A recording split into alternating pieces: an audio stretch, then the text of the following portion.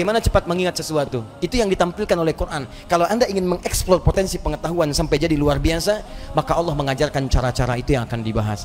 Cuman masalahnya, waktu kita itu tinggal 5 menit lagi. Itu masalahnya. Padahal saya ingin kasih contoh nih. Ini teorinya, ini contohnya, ini prakteknya. Hasilnya jadi begini.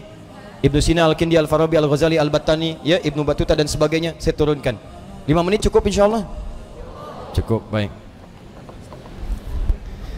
Baik, ini saya nggak bahas dulu ya, karena waktunya terbatas ya. Nanti saya bahas di malam Jumat insyaallah Al-Quran Sunnah Solution. Saya simpan di sini. Baik. Silahkan Mas. Jazakallah khair. Semoga Allah muliakan antum. Baik. Satu. Baik. Satu, cara cepatnya. Cara cepat ini Bapak Ibu bisa praktekkan kepada anak-anaknya nanti ya. Kita harus yakini karena ini Allah yang menginformasikan. Jadi kita dikasih pengetahuan, kewajiban kita adalah memaksimalkan pengetahuan ini untuk mengoptimalkan fungsi kehidupan di dunia. Kita kan hidup di dunia butuh pengetahuan. Ya, bagaimana mengoptimalkannya? Ini saya percepat. Satu, yang standar dulu, standar. Quran surah Al-Alaq ayat yang pertama. Iqra bismi rabbikal ladzi khalaq. Secara sederhana, baca diartikan belajar. Orang Arab sekarang kalau menyebut Iqra, aina taqra, maksudnya aina tadrus, di mana belajar. Maka yang pertama, maaf kalau Anda muslim, Anda beriman, ya, beriman kepada Allah, yakin dengan kesempurnaan diri kita, kewajiban pertama untuk memaksimalkan pengetahuan, tidak boleh ada orang Islam yang tidak belajar, mesti belajar. Kemudian diturunkan lewat hadis Nabi sallallahu alaihi wasallam, lihat cara belajarnya, perhatikan caranya. Awas, bukan biasa.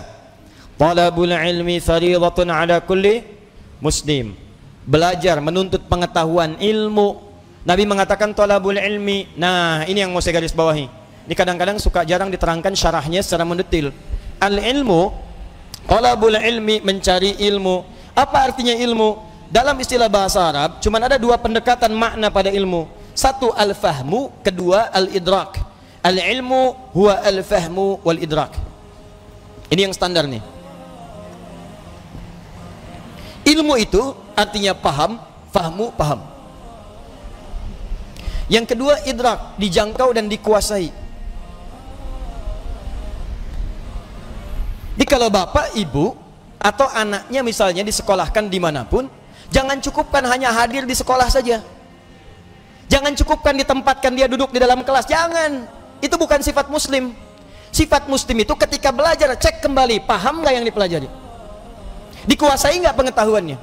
Jadi jangan biarkan Anda datang cuma ke kampus, ke sekolah untuk duduk, apalagi duduk paling belakang, nggak mau nanya, terus pulang. Lihat, pelajari, pahami. Kenapa rumusnya begini? Kenapa fisika begini? Kenapa hukum gaya F1 sama dengan F2? Kenapa gaya ada tekanan F sama dengan berbanding lurus dengan P? Apa hukum Pascalnya? Kenapa bisa begini? Modifikasi lagi, keluarkan rumus cepatnya. Itu sifat muslim. Hadirkan dalam kehidupan. Ya, jadi apa yang Anda ingin pelajari, jangan cukupkan sampai dengan tahu, kita mesti paham.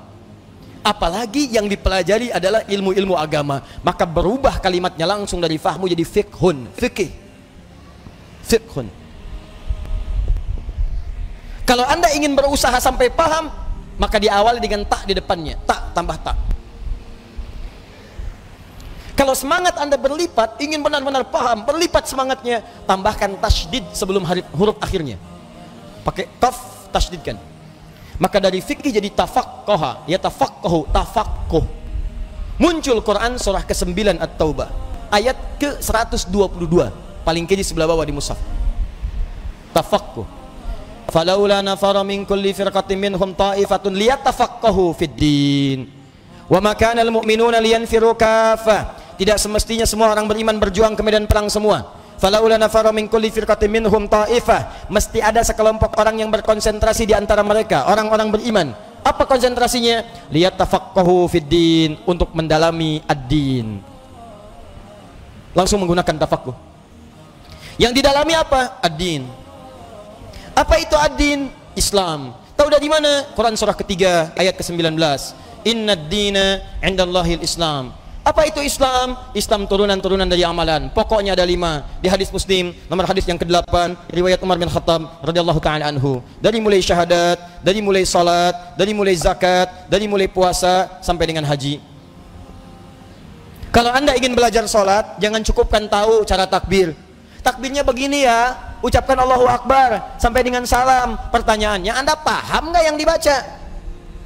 Jangan-jangan selama ini Anda salat, Anda nggak ngerti yang dibaca. Ruku Anda nggak ngerti yang dibaca. Sujud ibu tidak paham yang dibacakan. Duduk di antara 2 sujud berdoa tapi nggak ngerti doanya. Bagaimana bisa khusyuk dalam sholat?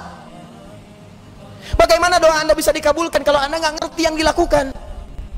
Anda kerja urusan dunia saja, Anda sampai sekolah supaya paham Pak, ikut training stadium general macam-macam supaya paham pekerjaan.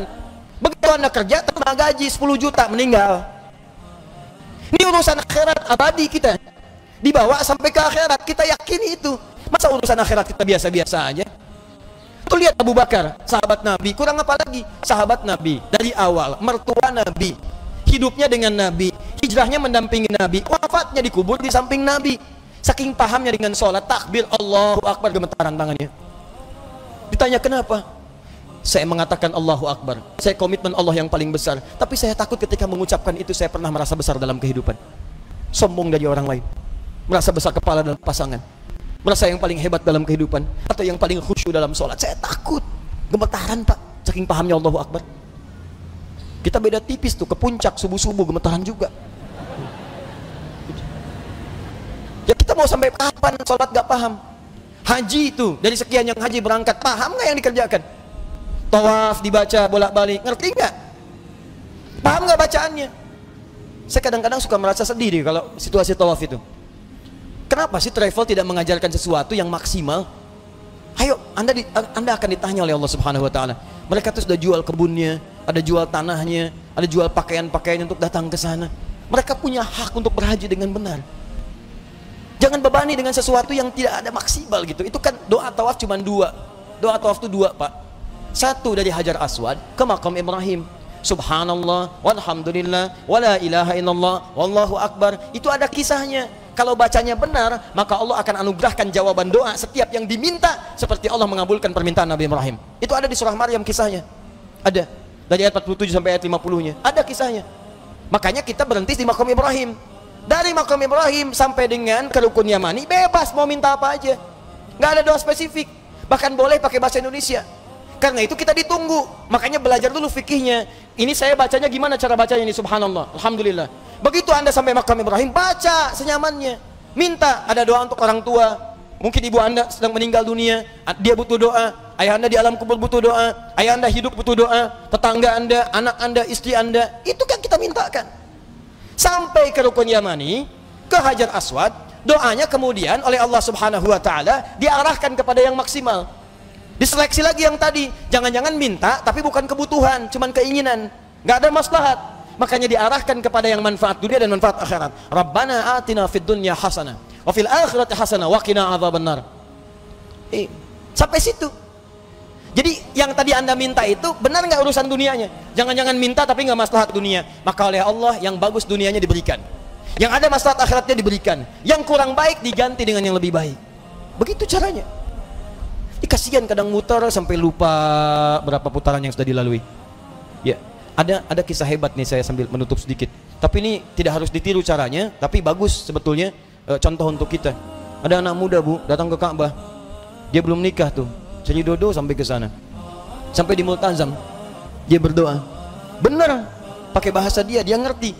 Coba mungkin caranya tidak harus seperti ini, ya. Ya Allah, hamba datang ke sini ya Allah untuk memohon kepadamu jodoh. Saya sudah berusaha sampai datang ke Ka'bah ini ya Allah, mohon kabulkan, berikan saya jodoh yang terbaik ya Allah. Tiba-tiba di sampingnya datang perempuan tinggi, putih, hidung mancung, langsung ditunjuk, kayak gini ya Allah, kayak gini, si contoh. Tapi betul Bu, abis itu dia pulang, dia nikah, walaupun bukan dengan yang tadi. Dia nikah, kata permintaan dia sesuai dengan apa yang dia butuhkan. Ya, kenapa kita nggak minta dengan bahasa kita? Ada yang lebih unik, datang dia ke situ, bawa catatan. Ya Allah, hamba datang kemari banyak hutang ya Allah. Engkau maha tahu dengan keadaan hamba. Banyak hutangnya, tidak Anda sebutkan. Engkau juga paham. Tapi kalau tidak percaya, ini catatannya. Tempelin. Ada. Ya, yang mau saya katakan adalah teman-teman sekalian, ini al-ilmu wal fahmu wal idrak. Anak pulang dari sekolah datang ke rumah, cek lagi, nak tadi belajar apa? Dulu ibu kami begitu, pulang tadi belajar apa? Coba ajarkan lagi. Seperti apa? Kenapa ketemu begini? Kenapa begitu? Maghrib semua TV berhenti. Ayo datang semua mengaji. Mau lari kemanapun akan dikejar, Bu. Saya pernah sembunyi di bawah lemari, dikejar. Cari mana katanya? Cari, suruh menghadap. Kalau belum mengaji nggak bisa tenang. Ini kita kehilangan nilai-nilai itu. Jadi kita tuh mesti pintar, Pak. Dulu orang begitu. Di ngajinya tuh jelas, begitu dibahas pengetahuan dikuasai dengan baik. Silahkan cek ulama-ulama dulu, penguasaannya itu total. Nah, tapi ada satu hal lagi. Jika Anda kerjakan ini, maka Anda akan mendapatkan percepatan pengetahuan dari Allah Subhanahu wa taala melampaui batas-batas pengetahuan biasa. Apakah kemudian tips yang diberikan oleh Al-Qur'an sebagai petunjuk itu, ini yang paling penting kita dapatkan. Tapi sayang, waktunya habis. Kita harus berjumpa dengan kesempatan yang berikutnya.